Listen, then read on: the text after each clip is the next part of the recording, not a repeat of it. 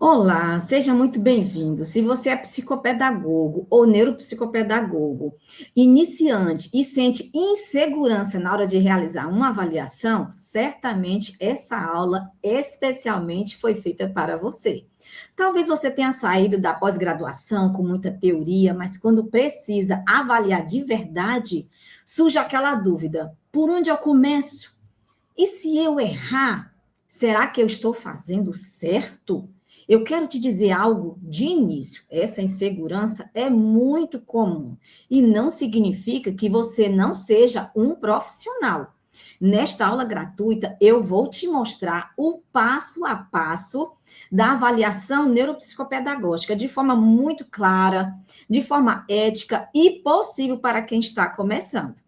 Você não vai sair daqui um expert, claro, mas você vai sair daqui entendendo o caminho e isso pode mudar toda a tua carreira. A maioria dos profissionais iniciantes me procura dizendo assim: eu sei a teoria, mas na hora da prática é que o bicho pega.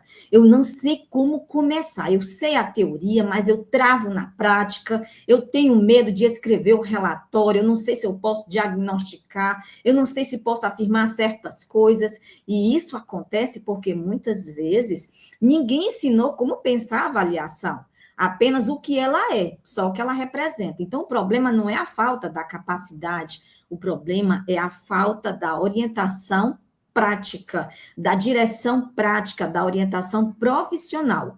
E hoje o meu objetivo é organizar isso tudo na sua cabeça. Então, a gente vai começar esta aula quebrando muitas crenças que são existenciais na mente de muitos iniciantes nesta área.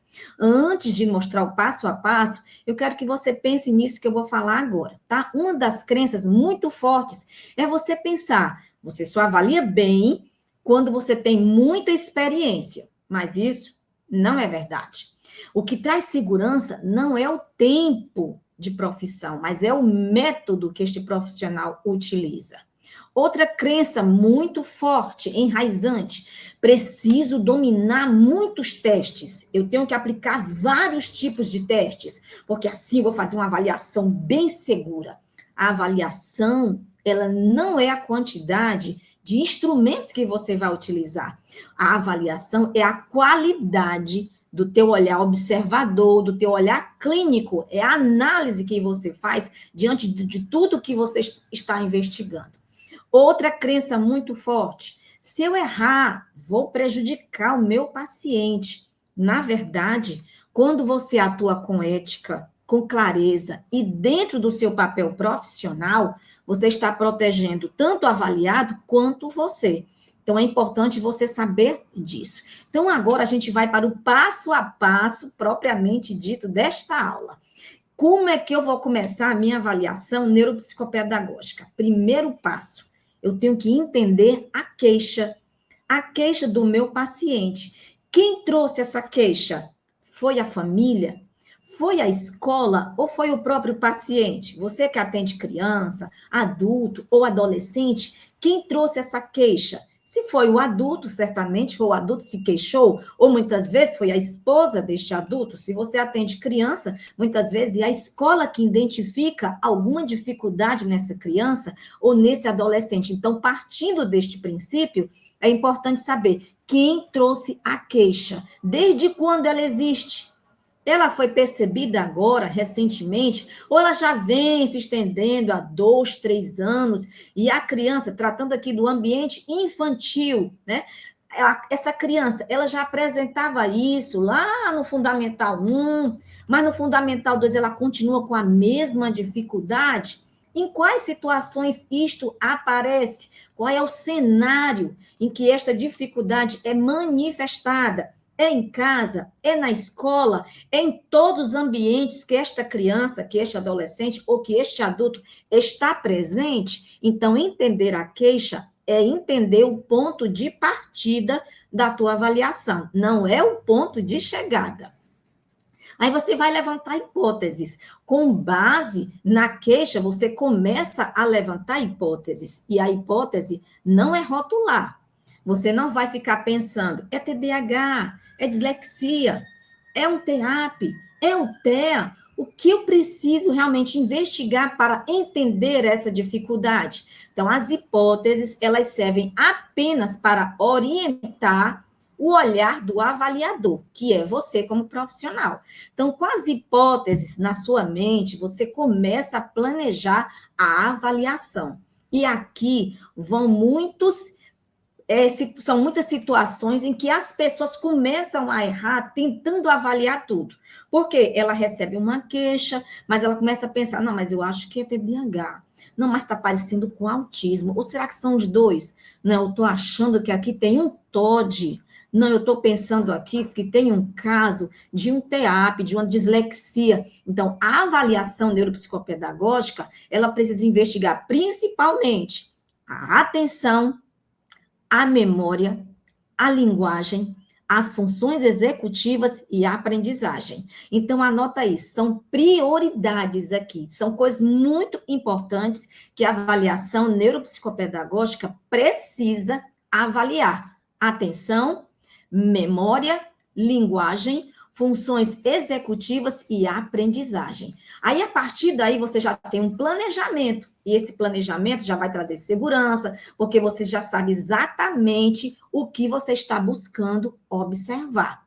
Durante a avaliação, você não vai observar apenas se a pessoa acertou ou errou, como ela se saiu no teste, se a pontuação foi baixa, se a pontuação foi alta ou mediana. Não. Você tem que observar como este paciente realizou este teste. Ele estava muito nervoso, ele estava falando muito, ele estava mexendo muito as mãos, mexendo muito os pés. Você vai observar também o comportamento dele ou dela. Se ela estava se desorganizando, se ela estava apresentando uma frustração, se ela precisou pedir ajuda, ou se ela desistiu, se ela não queria fazer mais de jeito nenhum, se houve uma resistência. Então, esses comportamentos dizem muito quanto à tua avaliação. Então, não é somente o instrumento, o teste que você vai utilizar para avaliar. É conforme a criança, o paciente, adulto ou adolescente, da idade que for, homem ou mulher, se comporta, reage diante daquele teste, diante daquela avaliação. E o relatório, que é o outro passo. Um relatório, ele tem que ser realizado sem medo. Você tem que realizar um relatório com segurança. E o relatório costuma ser o maior medo do iniciante, da pessoa que acabou de receber o certificado de pós-graduado em neuropsicopedagogia e psicopedagogia, porque ele não sabia aí, no final, o que é que eu vou dizer? E se eu errar? Então, para não parecer uma coisa complicada, você primeiro precisa realizar o passo a passo da avaliação, conforme eu iniciei esta aula, o início deste vídeo. Então, um bom relatório, ele vai responder basicamente o que foi avaliado, o que foi observado, quais são os pontos fortes do que eu estou observando, do meu avaliando, quais são as dificuldades, quais orientações podem ajudar. Então, sempre utilizando uma linguagem ética, sem fechar diagnóstico médico. Porque vocês sabem, a gente não pode fechar o diagnóstico médico, né? Nós, como neuropsicopedagogas, vocês como psicopedagogos, que estão assistindo essa aula, que vão assistir essa aula, tem que entender, quem fecha o diagnóstico é o médico ou o psiquiatra.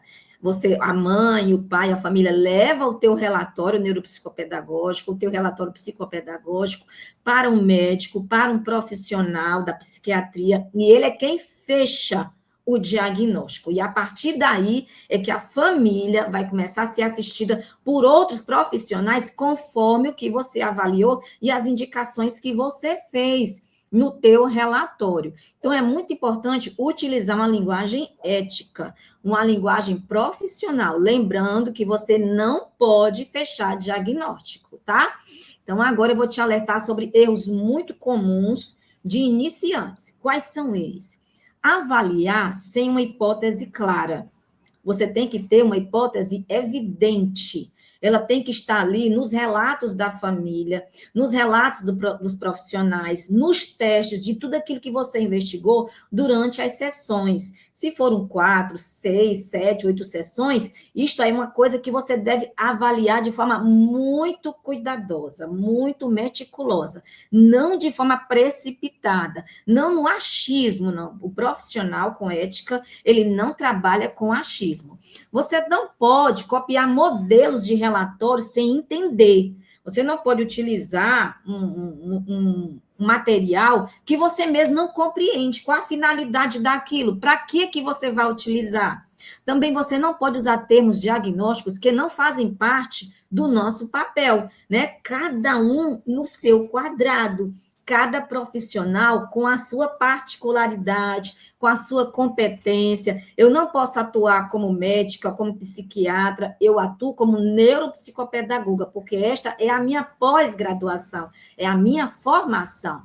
Os relatórios, eles não podem ser confusos. Eu tenho que usar de uma linguagem clara, não muito técnica, para que a família possa compreender. Então, estes erros não fazem você se tornar um mau profissional, mas pode dar indicativos de que você não tem experiência alguma, de que você não está preparado para atuar, de que você simplesmente se jogou na chuva sem saber como é que você ia, como é que as coisas iam acontecer, e não pode ser assim. É algo sério, porque você está tratando com vidas, com dores, com dificuldades, e a família ela está acreditando no teu potencial. Ela está acreditando, ela está investindo, acreditando que você vai dar o seu melhor. Então, esses erros, eles não podem acontecer. E para que eles não aconteçam, é muito importante a orientação profissional através da mentoria.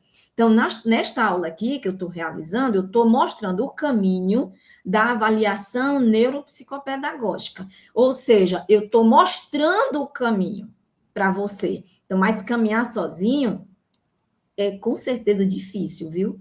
É muito difícil. Você vai bater assim em muitas portas fechadas. Então, para você acertar logo de cara, a mentoria ela vai te ajudar, porque ela vai nortear, é uma bússola, em que você vai saber exatamente de onde partir, para onde você precisa chegar. É o passo a passo, com modelos prontos, com supervisão, com análise de casos que eu vou te apresentar e, principalmente, eu vou te oferecer segurança na hora que você for avaliar. Então, é muito importante o profissional iniciante ter essa consciência. Você está tratando com vidas, com pessoas que têm dores, e são dores existenciais.